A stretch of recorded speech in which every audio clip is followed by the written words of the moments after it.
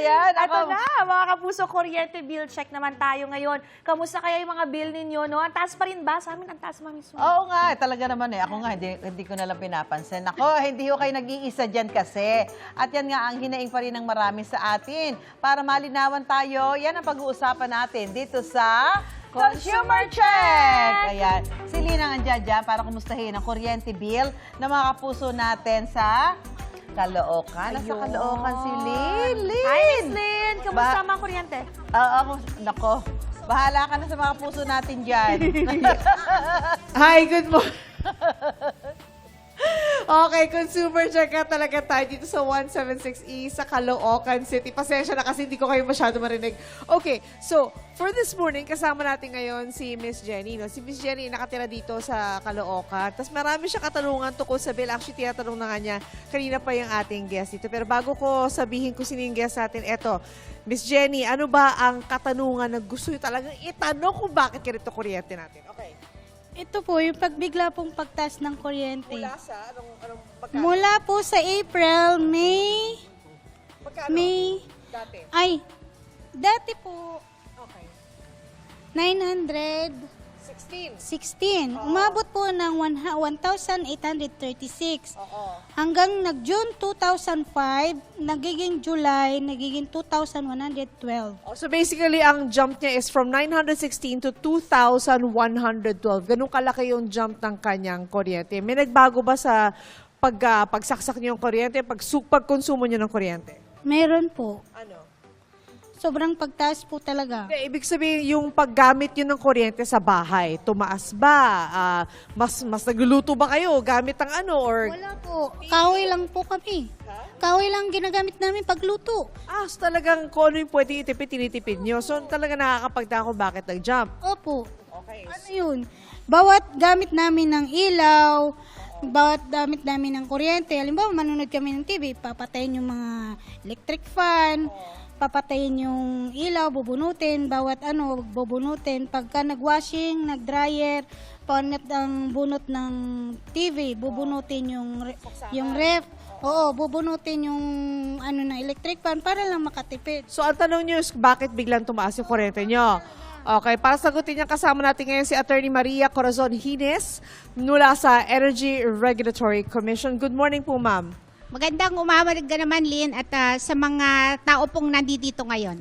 Okay, so yung tanong ni Miss Jenny kanina mula 900 plus, naging 2,000 plus bigla-bigla. So paano po yan? Kanino ko pa ho tinitignan yung bill niya, no? At saka, meron po akong isang napansin dun sa sinabi po niya na yung refrigerator pala niya ay binubunot niya ng madalas. Yes.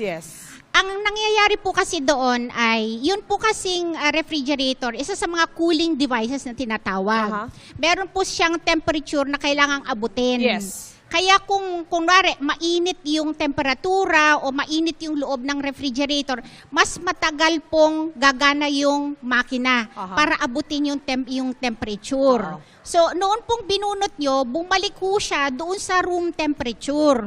Kaya pag isinaksak nyo ulit yon, mas gagana po ng mas matagal yung makina. O kumbaga magtatrabaho, parang overworking yung makina, keeps going up. Diba? Tama po Parang yun. ganon. Tama po yun. Okay. Kaya baka ho, sa gusto nyong magtipid, kaya lang yun ho yung ginagawa po natin, baka yun po yung rason. Hindi ko naman po sinasabi na yun lang po yung rason. Pero yun po yung isang nakikita ko na maaring dahilan, kaya ho tumaas yung konsumo po ninyo. Kasi yun pong kilowatt hour consumption po ninyo, dito po sa April ay 65 kilowatt hours. Tapos, noong Mayo, 127 kilowatt hours. Ngayon, kung ganun po yung sistema at tumaas din po yung temperatura ng mga panahon na ito, so po pwede pong yun po yung kadahilanan. Isa sa maaaring rason, oo. Kasi actually, technically, it's not just her. Maraming tao talaga nagre-reklamo tungkol sa pagtaas ng kuryente, which tatalakayin po natin sa pagbabalik natin, of course, still with Miss Hines. Okay? Kaya, yung mga katanungan nyo, unti-unti nating mabibigyan ng, not naman solusyon, but linaw maya-maya sa inyong pagbabalik sa Caloocan. So, balik muna tayo sa studio. Samantala, ito na, ituloy naman natin ang usapang kuryente bill. Kasi ang taas na naman ng mga bill ng marami. Ayun na nga, kaya hindi tayo matapos-tapos dyan. Para masagot ang mga tanong natin sa kuryente bill, yan ang lilinawin natin dito sa Consumer Check! Ayan. Nako, Lynn, gaano ba kalaki ang itinaas ng kuryente bill ng mga kapuso natin dyan at talagang nagpupuyos ang kanilang damdamin? Nagpupuyos! Oh my God, Mami Sue! Ano yung sabihin na nagpupuyos? Nagngangalit! Lynn! Puyos. Ay, kailangan tayo mag-aral ng mga wika. You really learn something new every day. Oo. Nagpupuyos. That's a new word, ah. Good word. Anyway, okay, just to answer that question, when I was looking at their bills kanina, and of course I talked to some of them, it's average about mga 1,000 to 2,000 pesos ang tinaas. And talagang malaki na yun, ha? Kasi marami ka mabibili sa 2,000 pesos, di ba? Kaya makakausap natin ngayong umaga mula sa Energy Regulatory Commission. Walang iba kundi si Attorney Maria Corazon Hines para masagot ang ilan sa ating mga katanungan. Good morning, ma'am. Good morning po sa inyong lahat. Magandang umaga po sa inyong lahat. Yeah, good morning mo dito sa 176E sa Caloocan. Okay, so ma'am, first of all, ano nga ba ang system loss? Ang system loss ay sa pinakasimpleng paraan ng pag-i-explika ay ito yung nawawalang kuryente sa madaming kadahilanan. Ito ay pwedeng nawala habang ito ay dumadaloy sa mga transmission at distribution na mga linya o kaya dun sa mga transformer ng ating mga distribution utilities. Ang pangalawa naman ay yung nawawalang kuryente dahil sa nakaw o kaya ito ay hindi na metrohan. Okay.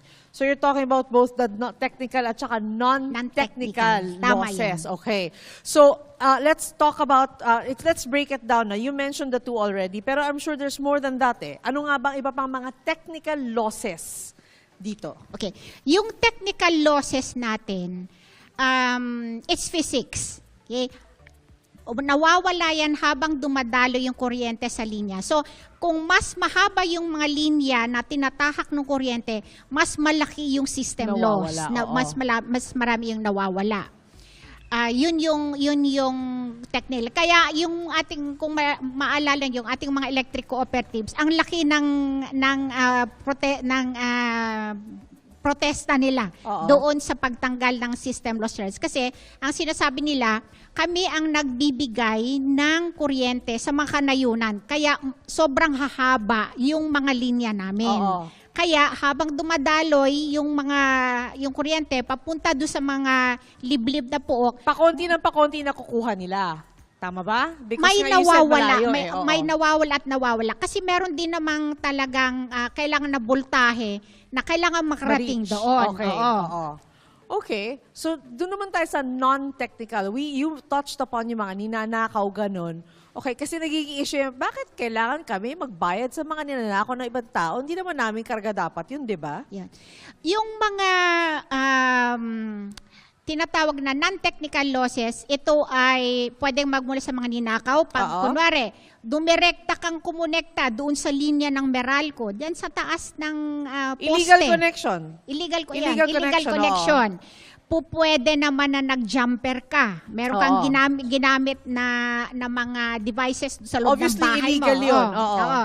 Pwede rin yung kinalikot yung metro para Oo. hindi na mairehistro ng metro nun tama. Mm. Pwede rin yung mali ang reading. Kasi kung, Yes. kung mali ang reading, hindi na tama kung ano yung nakalagay na konsumo dyan. Oo. Kaya lahat yon ay sumasama doon sa total na system losses. Yun nga, iba pa rito nakita ko, billing irregularity, leaking insulators, row line hindrances, so all of which, walang kinalaman yung consumer. Kumbaga, tayo mga nagbabayad ng kuryente, bakit napupunta sa atin yung ganon na hindi naman tayo ang may kasalanan?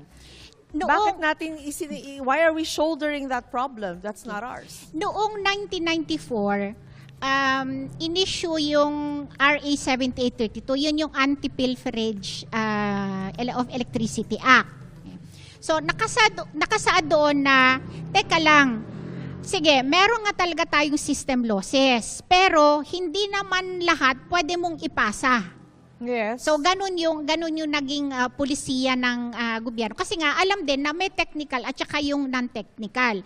Ngayon, para mapilitan yung ating mga utilities na ayusin naman yung serbisyo, kailangan din naman nilang manghuli, nag-set yung batas noon ng CAP. Iba ang private utilities, iba yung electric cooperatives. Yung private utilities, ang cap nilang pinag-umpisahan noon ay 14.5%. 14.5%. Yun namang yung mga electric cooperatives naman ay nasa 22%. Ibinaba yon kada taon hanggang sa ang pinakahuli ay 9.5% na lang sa private utilities at naging 14% sa mga electric cooperatives. So, yun yung naging cap. Nasa batas yung caps na yon. Noong nagkaroon ng IPIRA, sabi ng IPIRA, hindi, ERC na ang mag-set ng cap, pero ito yung mga kailangan mong batayan para maibaba mo. Kaya ang system loss cap ngayon ng mga private utilities nasa 5.5% na lang, at doon naman sa mga electric cooperatives, depende sa cluster nila, ay between 8.25% hanggang 12%. Okay, so bumaba. Pero still, we have to shoulder that, diba? That's the problem. Ang gusto ko lang idagdag, kasi pag merong sobra doon sa system loss cap, kasi ang polisiya ay, ang system loss cap na pwedeng ipasa sa consumer ay yung cap o yung actual kung alin ang mas mababa. Okay. Pero pag lumagpas ka doon sa system loss cap, yung isang distribution utility, yung diferensya ng cap at yung actual ay ina-absorb ng DO. Hindi nila pwedeng ipasa yun sa consumer. For that small, we have to be thankful for. But anyway, maraming salamat, Attorney Corazon Hines ng ERC. Thank you for enlightening us for some parts of the problems here sa konsumo natin ng electricity. At naway bumaba na ang ating, lahat tayo na problema dyan. Sana bumaba na ang ating bill. Okay mga kapuso, balik po tayo dito sa Pambansang Morning Show kung saan lagi una ka, unang hirit. Thank you.